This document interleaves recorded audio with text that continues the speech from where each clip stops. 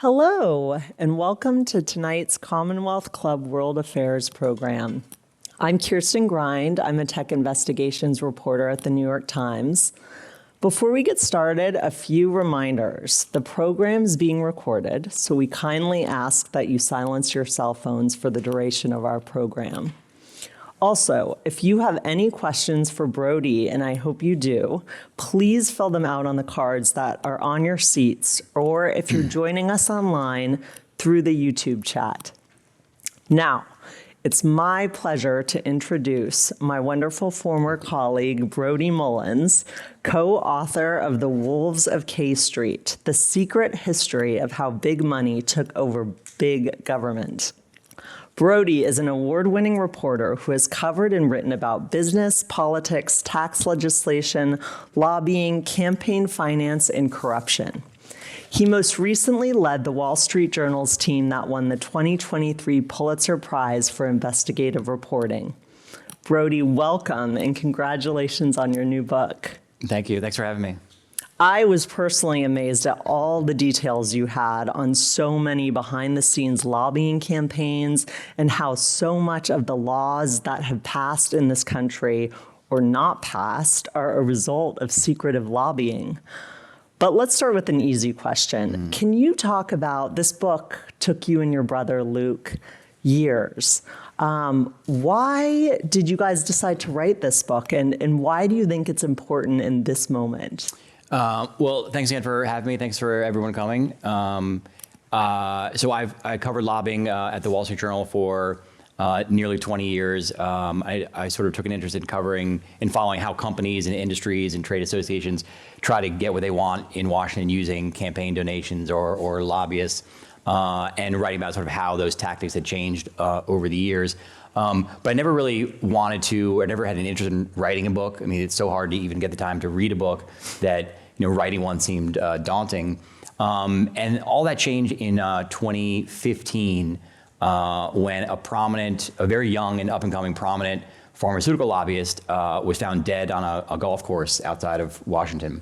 And I started looking into his death, and I spoke to my boss at the Wall Street Journal at the time, who said that just because no matter how dramatic or sad a suicide is, not necessarily a story for the Wall Street Journal, unless it points to something deeper, unless there's some other broader scandal or problem going on. So I started reporting about this guy, and I found out that he owned, among many other expensive toys, a $300,000 wood mahogany speedboat. And there's only one company in the country that makes boats like that. It's called the Hackercraft Company on Lake George in New York. And so I called up the company to try to figure out a little bit more about this lobbyist and what he was like. And the guy who answered the phone was the president of the company. And he sniffed me out pretty quickly, and he said, I'm not talking about that lobbyist. When the FBI called, I gave him everything I have, and I'm not talking to you. And he hung up the phone. So at that point, I knew I had, a heck of a story. So it turns out that this lobbyist was involved in a kickback scheme with one of his consultants. That he basically was taking part of his lobbying budget, writing fake contracts to another consultant of his, who was then sending the money back to him. And I realized over time that the story of this guy, his name was Evan Morris, he's actually a lobbyist for Genentech right around the corner here, that the story of his dramatic rise and dramatic fall was actually a great way of teaching people about how Washington has changed, how corporations have amassed so much power in Washington, and really how lobbying has changed. So we sort of use him as a vehicle for sort of fooling people to learn about how Washington has changed and how companies have gotten so powerful. And one of the things we're trying to do, since we're writing about topics that are that can be dense, lobbying, campaign donations, corporate power, is we try to write about this guy, Evan Morris, and several other characters who are really, really interesting to tell really fascinating stories about important people in Washington and sort of teach people again along the way about how things have changed. Well, you guys had such an amazing amount of color in that book and so many inside details. I definitely want to drill into some more of those. I kind of wanted to talk at a high level first, though, Brody. And one of the things you did do through those characters is show this kind of shift that happened with the lobbying industry and influence over the years. And let's talk about the 1970s, because you mentioned that it kind of seemed like the birth of lobbying. Like, what happened then? Yeah, that's a great question. So I knew, even though I'd covered lobbying for 20 years, I knew very little of the history of lobbying, the history of corporations in America. And when we were doing research for this book, we found out so many interesting things. One of those things is that corporations who are incredibly powerful right now have not always had a lot of power in DC. In fact, for a long period of time, they had very little power in DC. So from, we remember the robber barons and the Standard Oils and the JP Morgans, and I sort of thought from that era to now, companies had always been really powerful. But after that era of the monopolies and the trusts, we had the antitrust laws and regulations, which gave the government tremendous power to rein in the excesses of big companies in America. So from the 1920s all the way through the 1970s, companies had very little influence in Washington, and for the most part, they were happy. Companies supported or didn't fight the growth of the government. I mean, the government expanded exponentially from the New Deal to the Great Society, and companies, for the most part, didn't fight and even embraced some of the growth of the government because they were making money. Companies were doing well. They were supporting their little league teams. They cared about their employees. And everything changed in the 1970s, which is a really critical point in this evolution. In the 1970s, we had stagflation, we had inflation, stagflation, and the economy tanked, and companies started looking around for who to blame. Companies were no longer as profitable as they used to be. In fact, they were losing money. And they looked around and said, oh, look at all these government regulations and rules that are crimping our businesses. So at that point, like any smart business, they started investing in their problem, which was the government. So companies started hiring lobbyists, they started funding campaign donations and really ramping up their power in DC. And from the 1970s to now, companies have been incredibly powerful. And that was sort of the pivot point. One little extra story here is that if you think back to the 1960s, the most powerful influence, the person with the most influence in Washington in that time was Ralph Nader. Ralph Nader took on General Motors. This is back when General Motors, whether the phrase was good for GM is good for the country. Ralph Nader took them on and beat them on auto safety regulations, which shows two things. One is how influential Ralph Nader was, but also how little influence GM, one of the biggest companies in the country, had at the time. So anyway, all that's changed now, and now companies are incredibly important. But the 1970s were a key point. Yeah, I didn't know that about Ralph Nader either. Yeah. And also, I was struck by the fact that he was able to do that on a consumer campaign, which I feel like wouldn't happen today. Well, and that's exactly a part of the point of the book, is that the founders of the country envisioned that lobbyists, or what they called factions, would have influence or would try to influence legislation. They foresaw that there would be a faction of consumers, of workers, and then a faction of industrials, or companies, basically. And those two factions would fight each other, try to influence legislation. And they thought they'd be of equal size and equal strength. They'd sort of battle each other out to an equilibrium. And for the most part, that happened until the 1970s. Starting in the 70s, companies put so much money into Washington that they really tipped the scales. I mean, we've all seen what's happened to labor unions, that don't have any influence anymore. Consumer groups, the Ralph Naders are gone. Environmental groups don't have the impact they have. So right now in Washington, what we have is only corporations have influence. Mm-hmm. So when members of Congress go out to try to figure out how to make a law or rule or regulation, the only person who they're talking to are companies and corporate lobbyists, because that other side doesn't exist anymore. Right. I mean, one thing I was so struck by in the details is just, lobbyists are out there as a normal person like me, but just how much influence they have had over the years and how much what we know is a result of this influence, right? So you have so many amazing details about how they were behind healthcare reform and even the fear of the avian flu. And right. I wonder, though, for someone like you who knows a lot about this, what details, what campaign were you particularly struck by or surprised by when you were researching this? Let me tell both those stories. I think they're both fascinating. So our book is not a history of lobbying. We don't write about every single time that corporations defeat consumer regulations or prevail on whatever issue it is. We write about the key pivot points along the way. And one key pivot point was 1993 when Bill Clinton took office, and he came into office trying to push sort of a liberal democratic agenda. He wanted to fulfill the Democratic Party's longtime dream of having national health care. He won with only 43% of the vote, but it was still in his first 100 days. This is the most power a president normally has, is the first 100 days of their tenure. And Bill Clinton said his top priority was national health care reform. At the time, Gallup polls said that 70% of Americans were unhappy with their health care. Bill Clinton was obviously president. The Democrats controlled the House and the Senate, so it seemed like he had a pretty good landscape. The public supported him. And more than that, the year before, something like 17 Senate Republicans had their own national health care bill. So there was even some possible bipartisan support. So he starts pushing his bill in 1993, and then all of a sudden the corporate lobby, or in this case, the health insurance companies, started running a lobbying campaign to defeat national health care reform. The lobbying campaign run by the health insurers spent about $100 million running, lobbying against the bill. To put that number into perspective, when Bill Clinton ran for election in 1992, he spent around $100 million getting elected. So that's how much money this one segment of one industry pushed against his healthcare bill. And obviously, the industry won. That healthcare bill was defeated without any votes. There was no votes in the House and Senate. It couldn't even get to votes. And that also changed the course of Clinton's presidency. He came in trying to fulfill the Democratic legacy of national health care reform, a big liberal idea. And instead, he switched. He saw how much power companies had, and he started pushing free trade bills and welfare reform and a bunch of proposals that were much more centrist and pro company. So that one effort really changed his presidency. And the other story I think is really fascinating is back to this lobbyist, Evan Morris of Genentech. When he first became a lobbyist, he realized that the best way to influence policy was not to talk directly to members of Congress, but try to influence the public and scare the public into then pressuring their members of Congress to create rules or regulations. In this case, in 2007, I believe it was, there was news stories and some fears of the avian bird flu coming to the U.S. and people had died overseas, and there was some concern that there would be a real pandemic here.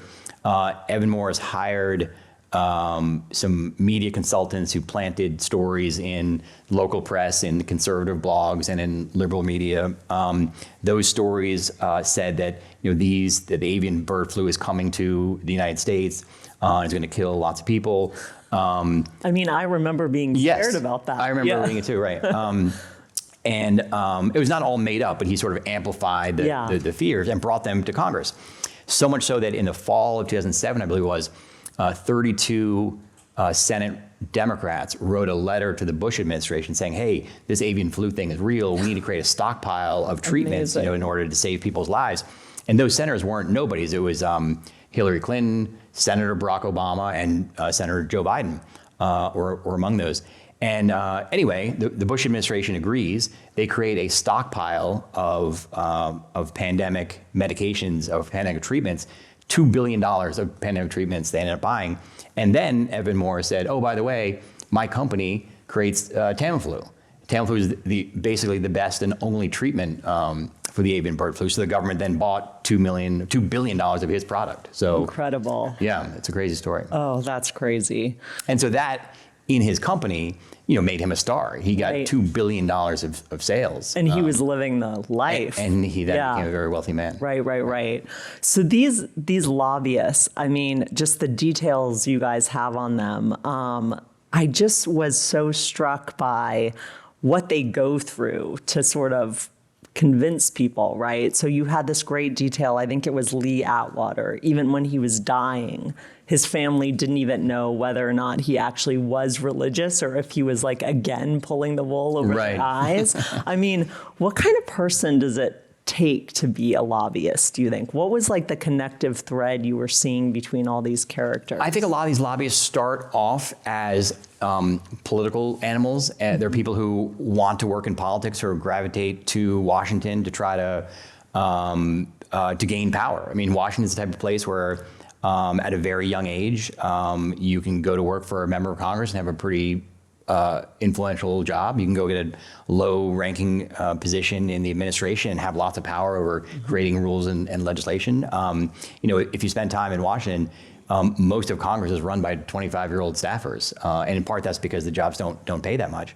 But it's a very heady place. I mean, even for reporters like me going to Washington, Washington is run by young people, and if you're a young, smart person, Republican or Democrat or someone in the media, it's a fun place. You can get a lot of power, and I think that pulls in a certain type of person. Right, that makes sense. And then the problem with on the lobbying side, not the reporting side, is that while you're making $25,000 or $50,000 or $75,000, you're dealing with lobbyists who are making 3 or 4 times as much as you. Wow. So, a pernicious thing about the way it works is that these young staffers know at any point you can pull the ripcord and go work as a corporate lobbyist and triple your salary. So if that's your job, and you know that in the future you're going to go and become a corporate lobbyist or could become a corporate lobbyist, are you going to support legislation that hurts those companies? No, you're not going to. Oh my God. And that's part of the problem. So what's the incentive to even stay in government if you're in that position? That's the question. There are not many congressional staffers who stay more than 10 or 15 years. Mm-hmm. And then again, that gives tremendous influence to the corporate lobbyists because they're around for much longer. They know the rules and regulations. They know their way around the block, and the staffers don't have the same experience. So it gives, in fact, a lot of times staffers have to go to the lobbyists and say, hey, how does this work? We're trying to fix this problem. How do we write a law or a rule or regulation? So the companies themselves are writing the rules and regulations. Oh my gosh.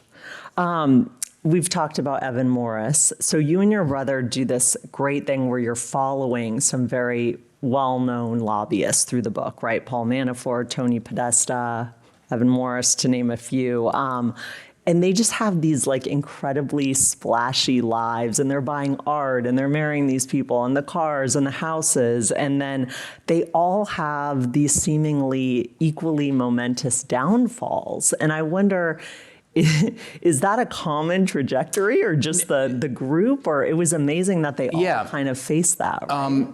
So no, it's not complete. It's not uncommon, but not every lobbyist, dies in a plane crash. Right.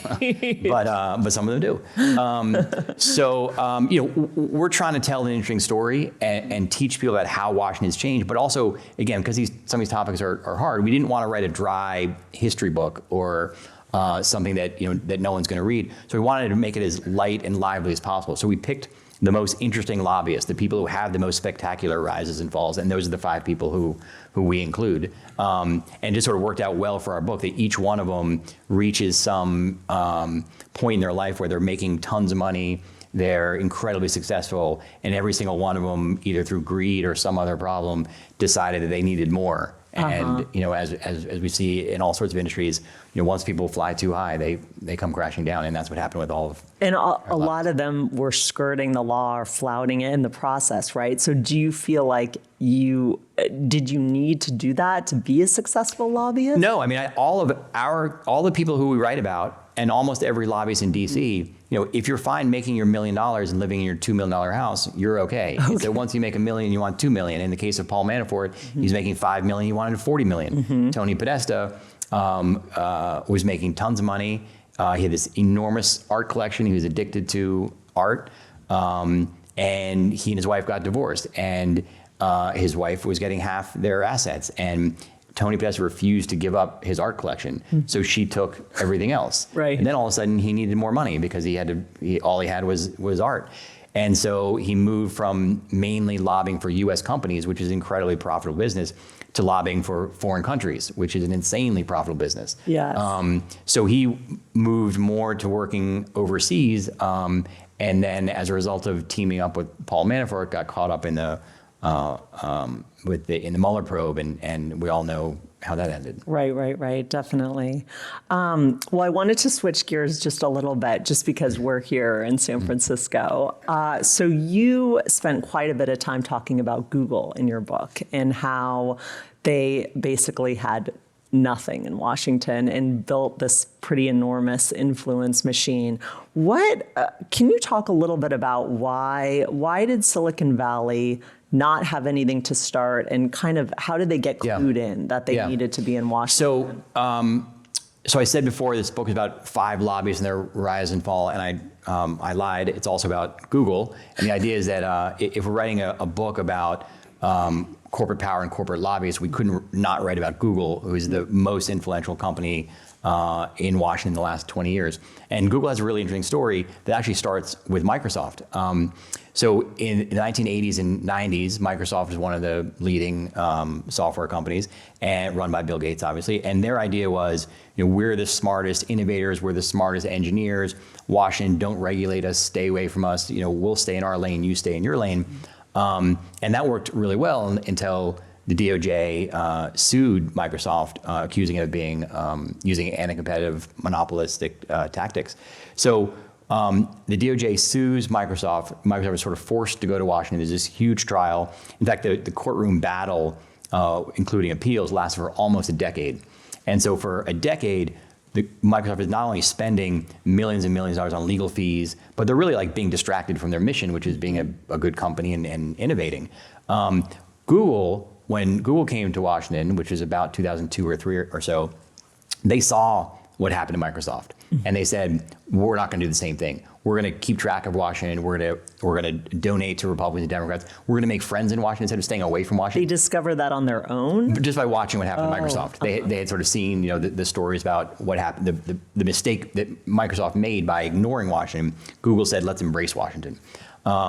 So as a result of that, one, stepping to now, nothing bad has ever happened to Google in Washington. They've never lost an antitrust case. They've beaten antitrust cases. There's been no legislation that they've ever opposed that has become law. So they are, almost have a perfect batting average. But back to the point of Google, one of the things that Google learned is one of the points of our book, which is that lobbying is moving from an inside Washington game to more of an outside Washington game. Okay. And what I mean by that is that most people outside of Washington think that the way lobbying works is you hire fat cat lobbyists who uses campaign donations and steak dinners and fancy golf outings to get favors from members of Congress on behalf of your clients. And lobbying definitely used to work that way, but doesn't work that way anymore.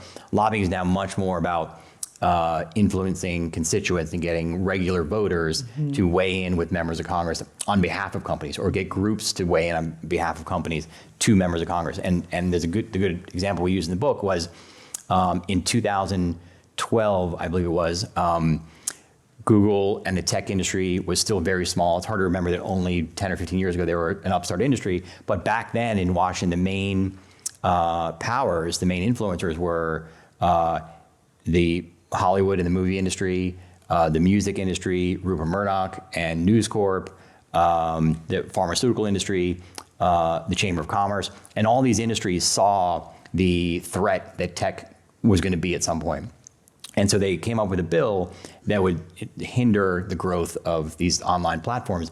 The bill was called the Stop Online Privacy Act, and what it would do was require for the first time tech platforms to monitor and limit some of the content that users put on their networks. So it didn't require that much work, but it was something to sort of slow the tech industry down, because the larger copyright companies, again, Rupert Murdoch or Hollywood, knew that or saw the tech industry sort of stealing their copyright and putting it out for free. Right. So they saw that threat. So they come up with this bill, and in the Senate, in the House and the Senate, the bill had incredible support. In the Senate, at one point, 99 out of 100 senators supported it.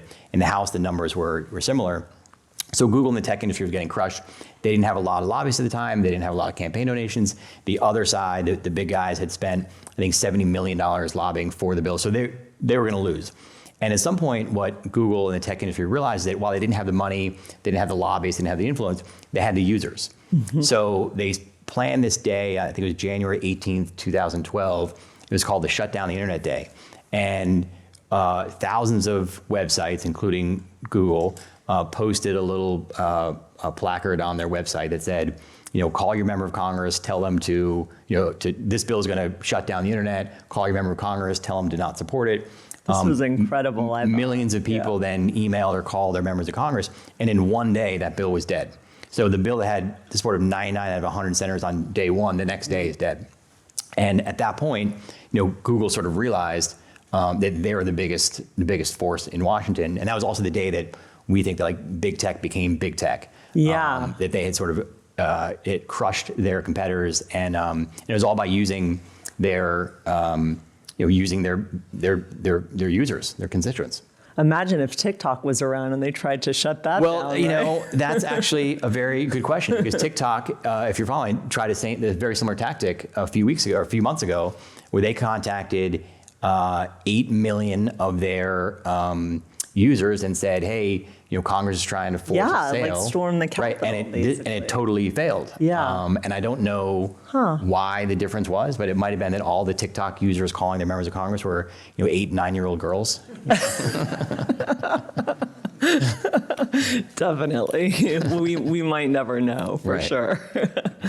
I also wanted to ask you about Trump.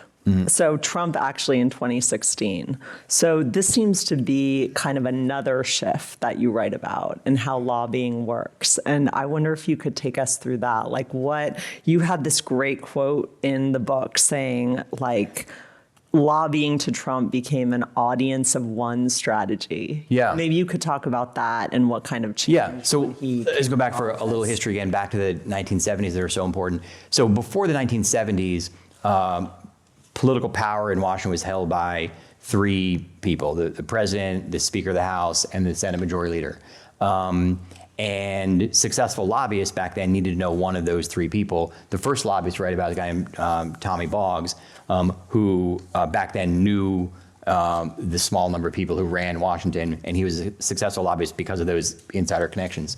But after Watergate, Congress, or the American people, elected, I think, 50 or 60 reformers to Congress who changed how power is held in D.C. They moved power from the White House, from the Nixon White House, to Congress. They moved power from congressional leaders to committees and subcommittees, so much so that there were, at one point, more than 100 or 200 people on Capitol Hill who were either the chairman, the top Republican, top Democrat of a committee or a subcommittee.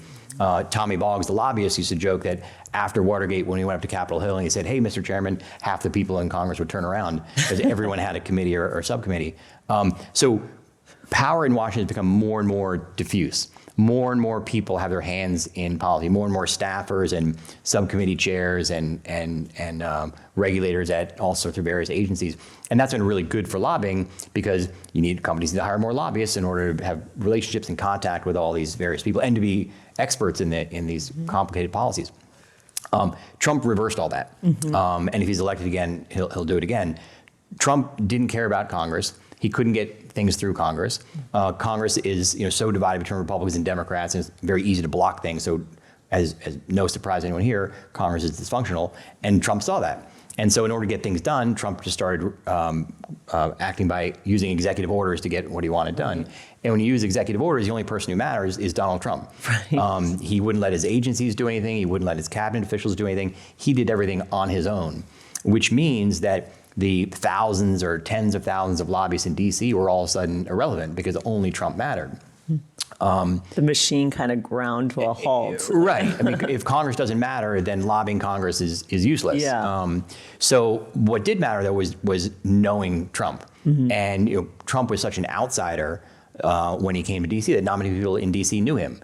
There's a handful of people who had worked on his campaign or raised money for him who became top lobbyists. And one of them was a guy named Brian Ballard, who was a fundraiser for Trump and worked on his campaign in Florida. And when Trump won, he moved his lobbying shop from Tallahassee to D.C. In just 4 years as a lobbyist, he earned $100 million, which is more than anyone's made in that period of time. And simply because if companies wanted to get to Trump, Brian Ballard's your guy. Right. Yeah, you guys wrote how conversely it actually created this boon, right? Because if you did know him, you were suddenly a popular guy on Earth. Yeah. Right. People in Washington know that there's influence and there's the appearance of influence. And so every Republican lobbyist, in fact, some Democrat lobbyists, all of a sudden said, "Oh, I know Trump. I'm okay." Right. And lots of them didn't. But the ones who did have access or were perceived to have access, got tons of clients. Right. And if you're a company, paying $1 million or $500,000 a year just to have a guy or a woman on your staff who has access to Trump is completely worth it for your business. Even if you never have to use that person, just to have a sort of safety net in case something goes wrong. Do you think you can be a company today and not have lobbyists? That's another great question because the answer should be no. And despite what we write about lobbying, lobbyists are very successful for their companies. Look at Evan Morris. Whatever he was making, he got $2 billion. You may not like the tech, he got $2 billion in 1 year for his company. And other years, he got other contracts for his company. So the return on investment in lobbying is enormous.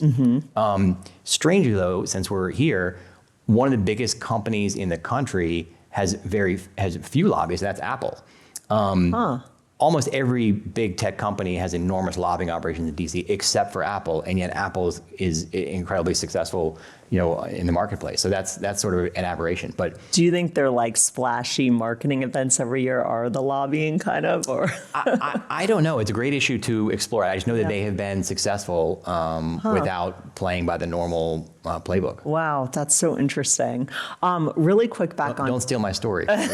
No, I won't take it, I promise. Circling back on Trump, though, really quick, I did want to know who you think would be the most powerful lobbyist if Trump is elected. Yeah, so this is a fascinating one also. So the answer is Paul Manafort. What's fascinating about Paul Manafort He's made a comeback. Well, Paul Manafort has been chewed up and spit out by this country and Washington. He has gone to jail. He's a convicted felon, went to jail. But that's sort of the point, that Trump values loyalty above anything else. There's one person in America who's gone to jail, kept his mouth shut for Donald Trump, and that's Paul Manafort. Wow. And I really think that if Trump wins, Paul Manafort's going to say, well, you don't even have to say anything. People know that they talk. People know they're close. People know that Trump respects Manafort, and I think that tons of companies and foreign countries will hire him. He will. The $100 million that Brian Ballard made in 4 years in the first Trump will be nothing compared to what Manafort does. Manafort will easily be the most powerful non-elected person in DC if Trump wins. Wow. Which is a stunning, reversal, obviously. That will be an amazing comeback story. And in fact, they'll both be convicted felons. Yes. So where we are today. Well, you and Luke have, I urge you all to please read this book because the amount of detail is just really incredible. And you guys have conversations, emails, text messages. I know how hard this stuff is to get. Could you talk a little bit about the process and how you were able to get that? And did any of these guys participate? Yeah. I know Jim Kordovich probably did not participate. No. So we write about 5 lobbyists. 2 are dead, and the other 3 didn't want to talk to us. And as you know, as a reporter, sometimes when people don't want to talk to you, it doesn't make your job easier, but it makes the story better. Yeah. Because instead of talking directly to someone and believing or listening to what they say, you have to talk to everyone around them. You have to talk to their ex-wives or their former girlfriends or their former colleagues or their college roommates or their neighbors, and you learn great stories about them. How they grew up or what made them tick or the time their house got egged and how that changed. How they felt as a high schooler. So we found these great stories because we had to work harder. I will say at the end of the day, we did reach out and talk to Tony Podesta, who sat down with us. Once we had the book basically done and we knew where we were going, I went to him and said, hey, we're writing a book about you, would love to talk. And he invited us in. So we spent many hours with Tony Podesta, who's really a fascinating guy.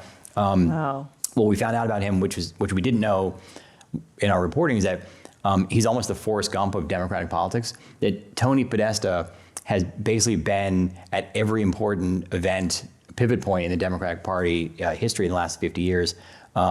He's worked for every Democratic presidential candidate since 1964, I believe.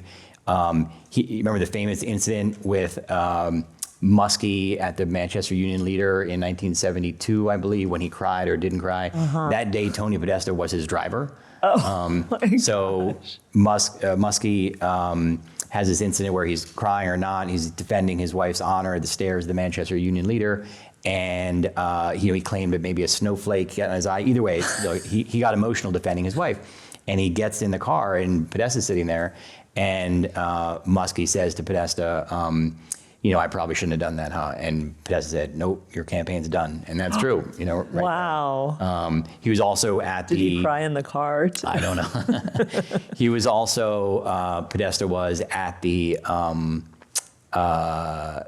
Democratic Convention in 1968 with riots. In fact, he was walking down the street when a person next to him got clubbed by a policeman. So like all these important moments in Democratic political history, like Podesta was just there. And those are stories I think we would not have gotten if not for talking to him. Right. Another fascinating thing, so Tony Podesta, just to rewind a little bit, is John Podesta's brother. John Podesta was a top Democratic official who was a top aide to Barack Obama, top aide, who ran Hillary Clinton's campaign, was top aide to President Clinton before then.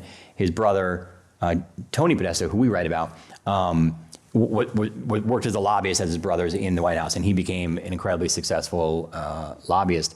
But he, we asked him, he started off as this big liberal Democrat. He worked for all these presidential campaigns. He really cares about Democratic causes. When he first started working in Washington, he was a Democratic liberal activist. He worked for NARAL. He worked against the Christian right. He helped block the Bork nomination in 1987 when Reagan nominated Bork. And he planned the first Earth Day in D.C., so he was a real liberal. And we said to him, hey, why do you become a lobbyist? And he said, because they paid me more. Really? Wow. Was that surprising? I think so. To say that this is what you really care about, but then so easily, work for companies that are often, against your own interest because they pay you more. But, he lives in a $10 million house, so it worked. Wow, that's amazing. So if these guys are mostly not participating or dead, how were you able to build such like an exhaustive collection of stories? Was it talking to everyone around them? Or Washington's the type of place where if you're writing about someone else, then everyone wants to talk to you. A lot of these people had made enemies, and my job and your job is to go find their enemies and talk to them. So. Each one of these people had careers that lasted for 40 or 50 years, and they burn a lot of bridges, and we went and talked to people who were on the bridge when they burned, basically. Right. We got a lot of great stories, and also, more importantly for us as reporters is, they have documents, they have emails, and they have text messages, and they have, all sorts of documents that help us, tell a better story. Definitely. And an accurate story, because there's the record. And we talked about Evan Morris, but, you start the book with Evan Morris as a dead body, right? A very gripping scene. Like, tell me about why you guys decided to do it that way. Yeah, so again, we're trying to write a story that's interesting. In fact, we're trying to write a mystery. The book is sort of set up as what happened to this guy. And again, the idea is, the story of unraveling the mystery of what happened to this guy shows how lobbying has changed, show how influence has changed, so shows like how much money companies are now spending in Washington, and how easy it is for someone to steal some of that money, which is what Evan Morris did. So the story about the first scene in the book is that Evan Morris, as I said, is a top lobbyist for a pharmaceutical company, for a biotech company. He's spending millions of dollars on lobbying. He's very successful. He's got tons of expensive cars and Porsches and houses and his $300,000 boat that we talked about. And then one day he's playing golf and he gets a call from the boss. And the boss says, I'm coming to DC tomorrow and clear your schedule. I'm going to talk to you. So Evan Morris knew things were bad. I mean, he knew he was stealing money from his company, and the boss says, we need to meet. So he comes into the office the next day and met not with his boss, actually, but lawyers for an outside law firm that the company had hired to investigate him. It turns out that the company had gotten an anonymous letter saying, this guy's up to no good, basically. So Evan Morris meets with the lawyers, realizes the lawyers are on to him, abruptly excuses himself, gets in his Porsche and drives to his favorite golf course where he's trying to figure out, presumably trying to figure out what to do. His wife knew that there was a problem and knew there was this big meeting that day. So she's texting him, and he is giving curt answers or not really responding. He acts like the meeting is still going on when we know that he was on the golf course. As the day goes on, she's getting more and more worried about him. someone tells her, a good way of figuring out where he is to look at his credit card statements. So she goes online, looks at his credit card statement. He had one purchase that day at a store called Loud & Guns. So then she obviously is extremely agitated, but still can't find him. She's sending him text messages, and he's not responding. And he played a round of golf. He went to the clubhouse. He bought everyone a round of drinks.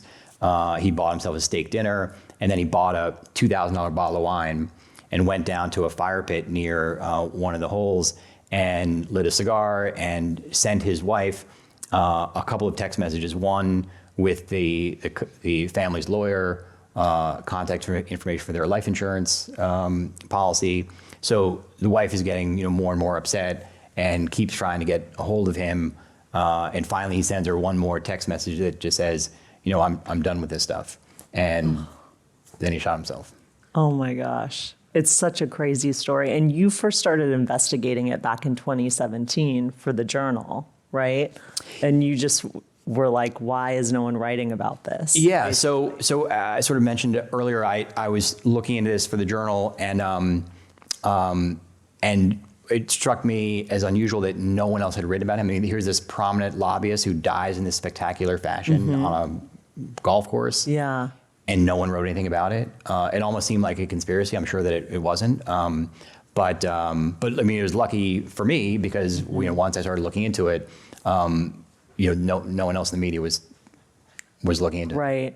Well, it's a gripping story that kind of goes on throughout the book. Yeah, for and, sure. and tragic. Yeah. Brody, over the years, has anyone tried to rein in lobbying? Have there been any reforms? Yeah, I mean, how has that another gone? thing we write about in this book is that every time there are well-intentioned reforms in DC, there's a unintended consequence. And I can give you a couple of examples. In 2002, Congress passed the McCain-Feingold campaign finance reform bill, if you remember that one. Before 2002, companies and labor unions and individuals could give unlimited sums of money. They could write $1 million checks to the Democratic National Committee or the Republican National Committee, and everyone said, that's wrong, that shouldn't happen. So the McCain-Feingold bill outlawed those unlimited contributions to the political parties. So the problem was members of Congress still needed to raise millions of dollars for their campaigns, and they couldn't get through the political parties these $1 million checks. They needed to raise money in smaller increments. So the law said that while you can't give $1 million check, individuals or corporate lobbyists could write checks of $1,000 or $2,000. The limit changes every year. I think at the time it was $1,000. So in order to raise $1 million, you needed to raise a whole ton of $1,000 checks. And who knew the people who could raise that kind of money? Lobbyists did. Right. Lobbyists knew all the corporate executives. They had tons of clients. They had a bunch of colleagues. So lobbyists became these power brokers because members of Congress couldn't get the $1 million check from the RNC, but they could get $50,000 or $150,000 from lobbyists. Oh, God. So that well-intentioned reform to sort of get rid of big money in politics elevated the importance of lobbyists in the process. Which is not what they Which is intended. not intended. Yeah. And another good, another well-intentioned reform was, you remember Jack Abramoff, after the Jack Abramoff scandal in 2006 or 2007, Congress passed a law that aimed to break the ties between lobbyists and lawmakers who were deemed to be too close at that time. And the law said that if you're a registered lobbyist, you can't buy a member of Congress anything of value. So you can't bring them on you can't buy a glass of wine, you can't go to a steak dinner, you can't go to a sports game, you can't go golfing, all these things. But the law essentially applied to registered lobbyists. So what happened? People just stopped registering as lobbyists. Oh my God. So the crazy thing about They it. can't miss out on those steak dinners. So the crazy thing about it is that in 2007, when the law was passed, there were around 11 or 12,000 registered lobbyists. If you look today, there's around 11 or 12,000 registered lobbyists. So, there's obviously lobbying is booming in DC, but if you look at the actual numbers, it's basically been flat, and that just means that people are just not registering. Do they police that at all or no? There's very little policing of it, and in part that's because the definition of being a registered lobbyist is very loose. So the legal definition is if you spend 20% or more of your time talking to members of Congress or staffers to influence legislation, you need to register as a lobbyist. The problem is that 20% is very squishy. I think even people who spend almost all their time trying to lobby are not directly talking to members of Congress or staff 20% of their time. That's a lot of time. Wow. So a lot of lobbyists who spend all their time talking to members of Congress feel like they don't need to register. And people, the word lobbyist sort of gives people a bad name. And people don't want that. Another well-intentioned reform was Barack Obama said that registered lobbyists can't work in his administration. So if you're a Democrat and you're a lobbyist, you don't want to be a lobbyist because then you can't go work for the president at some point. Of course. So then lots of Democrats started saying that they weren't lobbyists. They're not lobbyists, they're strategists or they're consultants or they're basically lobbying by another word. I mean, to put it in a different way, I live in Washington, D.C., and there's 3 or 4 or 5 million people in the whole area. And, all Washington does is create laws and try to influence laws and regulation. We don't make cars, we're not tech people, we don't have any other industry than laws and rules and regulation. And of those 3 or 4 or 5 million people in DC, only 11,000 are saying they're lobbyists. That obviously the stat is ridiculous. Of course, that's not true. Right. Totally. Yeah. Well, we have quite a number of questions here from our audience, so let's get to those. Can you talk at all about lobbying in other developed nations? Yeah, this is fascinating. We did not include this in the book because I didn't know it at the time, but this is the only country that has a lobbying industry. Other countries don't have. There are some countries that have small. There's a small number of companies that try to influence laws and regulation, but nothing like K Street, nothing like the huge industry that we have here. And I don't know why that is. It might be the subject of another book, but there's something about America. Maybe it's the First Amendment. The First Amendment says that individuals have the right to petition their government. And maybe that's allowed this industry that doesn't exist anywhere else. But yet, like Paul Manafort was able to get jobs overseas, right? So there's he wasn't lobbying. He was a sort of a political consultant. He was a sort of an image maker. He represented, he was sort of a campaign consultant to help the pro-Russian Ukrainian candidates win power in Ukraine. I see. Okay. Well, that's interesting. Are lobbyists motivated only by money or personal gain, or are they also motivated by connection and values? I think that there's a mix. We are talking about corporate lobbyists, and this book is try to stay focused on corporate lobbyists, but there are lobbyists for the environment and for clean air and for cancer research. And so there are lobbyists who go to Washington and say, I'm going to try to make the world a better place by getting more NIH funding for, breast cancer research or, other good causes. So there are people who say that they are going to try to work to make the country better. What we're saying in our book is that those people are so outgunned by the corporate lobby that it's so much harder for them to get things done. Right. That definitely comes through in your book for sure. And certainly the characters in the book don't seem like they're coming at it from a good place necessarily. Right. Now that your book is out, is there any story that you wish could have been included? So I'm thinking about writing another book, so I don't know if I can fully answer the question. But there was a ton of lobbyists who I have tried to write about in the past, who I thought would be fascinating, who just didn't quite fit in our book. We wanted the book to be as easy as a read as it could be. And there's, we have 5 main characters, and I kind of felt like 6 or 7 or 8 was too many. But there was definitely some high-flying lobbyists who I wanted to include, but I might include them in a different book, so I need to. Yeah. Did you kind of do like a casting call in a way to see which one would? I think probably in different words we did. We did a ton of research and then try to sort of put together like a puzzle, like which lobbyists fit and which don't. And what's interesting about our characters is that so many of them, they have these great rises and falls, but so many of them also are connected at various times. So, for example, one of the top Republican lobbyists who we write about, Paul Manafort, teams up with Tony Podesta, one of the top Democratic lobbyists. So they have Right. completely different tracks earlier in the book and earlier in their lives. One's working for Reagan, the other is literally working against Reagan. And then at the end of their careers, they come together working for Ukraine. And then they're accused by Mueller of not properly disclosing their lobbying their lobbying efforts on behalf of the pro-Russian forces in Ukraine, and they all go down together. Right. And a bunch of our characters do the same thing, where they sort of come together and break up again. So There's a lot of symmetry. yeah, For sure. So we're sort of looking for people who can kind of keep our story moving together and not just be a diversion. Definitely. Where would you rank AIPAC among lobbyists in terms of power and So influence? AIPAC is incredibly powerful. I mean, so again, we were trying to focus just on corporate lobbying. We're trying to not get into foreign lobbying. We're trying to not look at other type of lobbying. So we try to stay away from ideological issues. We don't get into abortion. We're just looking at corporate power, the money and influence that companies and industries have. Having said all that, AIPAC is incredibly powerful.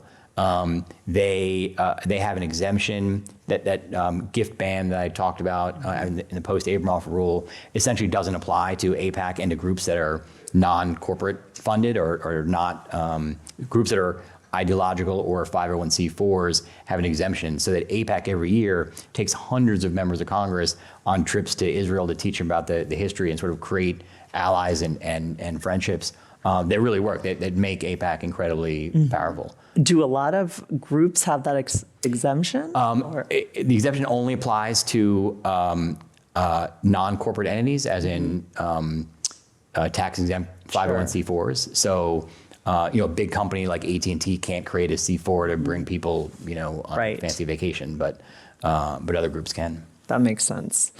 Can you speak to what, if any, stopgaps remain on international influence on the Trump team? There really aren't any.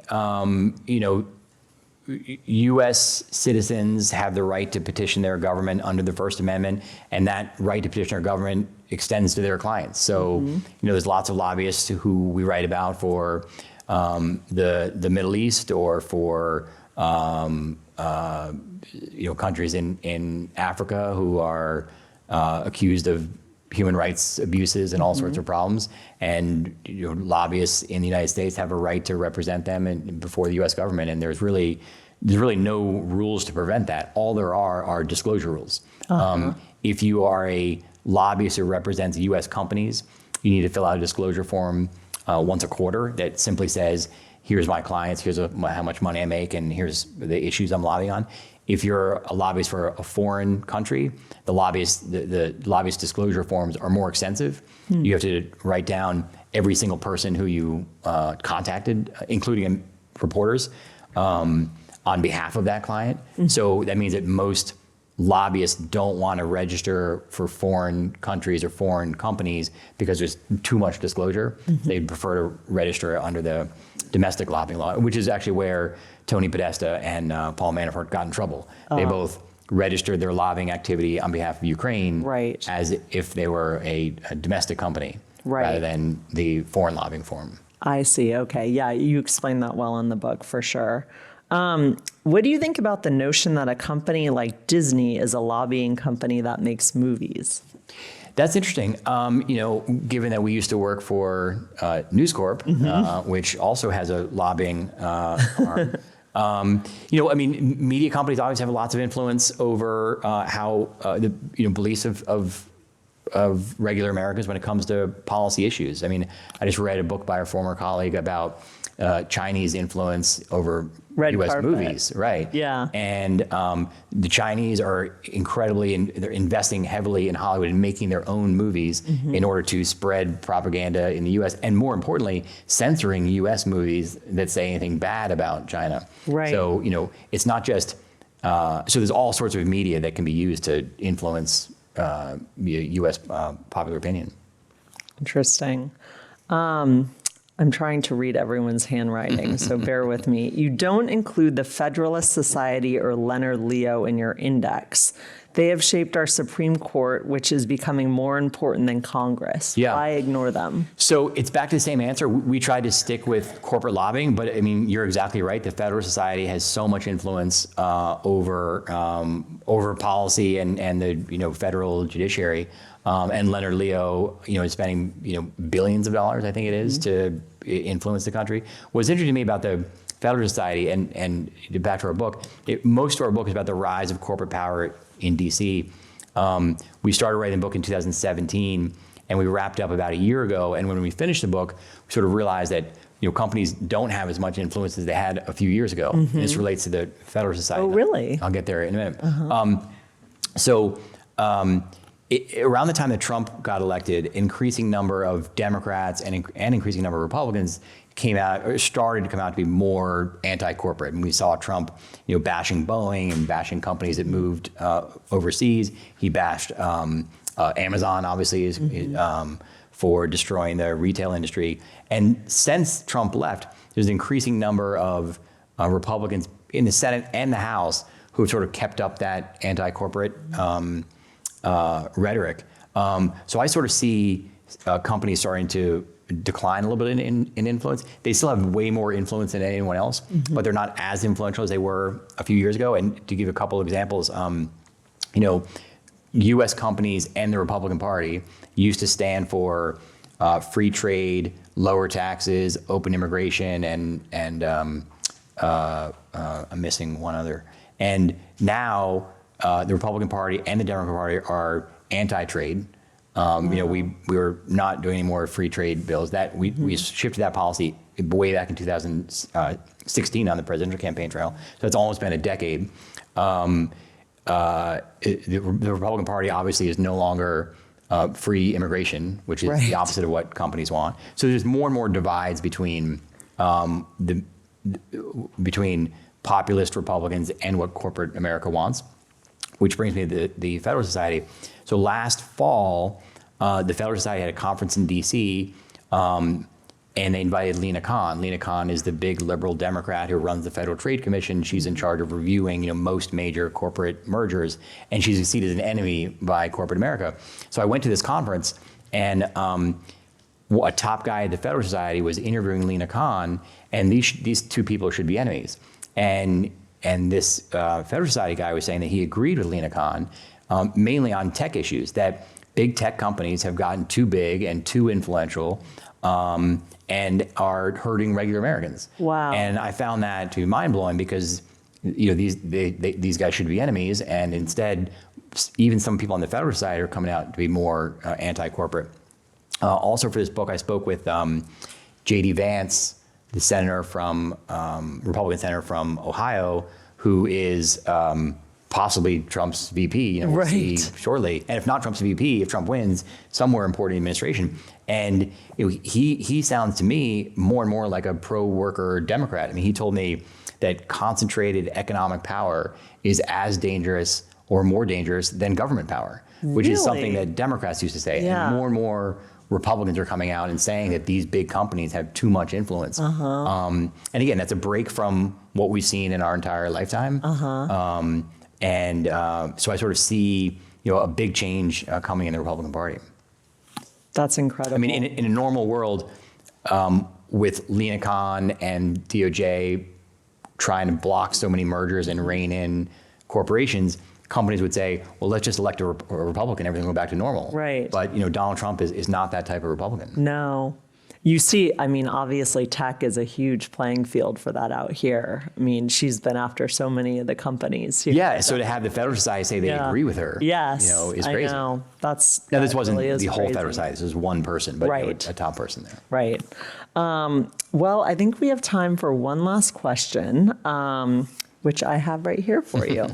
So during your research for this book, was there anything that surprised or shocked you? We found a bunch of examples of lobbying campaigns that were really outrageous. I could tell you about one of them. We said that more and more lobbying is taking place outside of D.C. It's not the traditional lobbyists going to Capitol Hill and trying to get favors. There was one issue a few years ago where an industry was trying to get a member of Congress, a senator from New Hampshire, to vote with them on some important issue. And they found out that, and they wanted to figure out how to get to that senator, and they decided to lobby all the people who the member of Congress spoke to, the senator spoke to, including his wife. So they hired or paid a few people who play in a weekly bridge game with the wife to talk about whatever issue there was, to get her to agree so that she could go talk to her husband. I mean, it's so it was really crazy. I know. I thought that was so amazing. So. Also, there was that frozen turkey incident. Oh, yes. Yeah, right. Who was that? That was Tony Podesta. Okay. So yeah. Tony Podesta was a lobbyist who realized that a good way to influence policy was using public opinion and using sort of like smart sort of games and tactics to drive home his message. And at the time, he was representing the non-frozen chicken industry against the frozen industry. Right, exactly. And he used a frozen chicken as a bowling ball, and he said, this is obviously not a good chicken to eat. That was so funny. Well, I didn't realize we had yet one last question for you. So this is really the last one. You are both journalists. What are the biggest challenges facing journalists today? I mean, that could be another whole hour, right? What are the biggest challenges? There's so many different ways to answer this question, but I think, the problem for journalism is just the lack of investment in good quality investigative journalism, or newspapers overall. I mean, there's great investigative journalism done by accountability journalism done by the New York Times, the Wall Street Journal, the Washington Post, and not that many other places. I mean, you could name, 3 or 4 or more, but it used to be that, regional newspapers and big city newspapers had the resources to vet and look into and examine their local members of Congress, and that just doesn't happen anymore. I know. Which allows so many members of Congress to get away with whatever they want. Yep. And that's a real problem, and I don't know what the solution to that is. Yeah, that is a really big problem. If you go to Washington, most reporters are covering whatever the president's saying or whatever's being voted in the House and Senate, but not what companies are doing or looking at their members of Congress, see where they're investing their money, or are they acting on behalf of lobbyists, or another good example is the Washington Post. The Washington Post covers Washington, but they don't have a reporter who covers lobbying.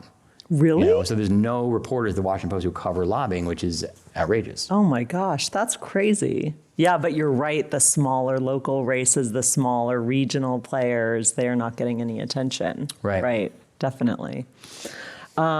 Well, okay, I think we've come to an end of our program. Our thanks to Brody Mullen, co-author of The Wolves of K Street, The Secret History of How Big Money Took Over Big Government. We encourage you to pick up a copy of Brody's new book here or at your local bookstore, and there's one right in Embarcadero that you can find. And if you would like to support the club's efforts in making virtual and in-person programming possible, please visit their website at commonwealthclub.org. I'm Kirsten Grind. Thank you and take care. Thank you. Thank you. So fun. That's good.